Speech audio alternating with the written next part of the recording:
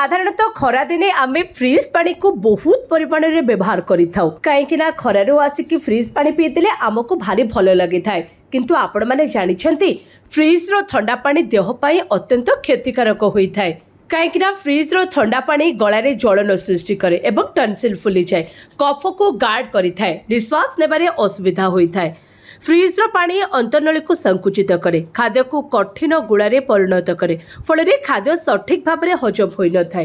ठंडा पानी पीले पेटरे अम्लता वृद्धि होता है जहाँ अम्लपित्त सृष्टि करिथाए। सेभली ठंडा पानी रक्त नली को संकुचित करिथाए फल रक्तचाप वृद्धि करिथाए। यह किडनी एवं यकृत पाई मध्य असुविधा सृष्टि करिथाए।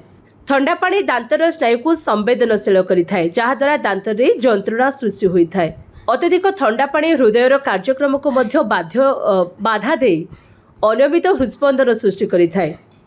तेणु मन रखु जिते दूर संभव फ्रीज पानी दूरे रुहतु। फ्रीज पानी आदौ पिंतु ना बर फ्रीज पानी परिवर्ते आपण माटी हांडीर पानी पी पारे जहाँ हजम शक्तिर वृद्धि काम करिथाए।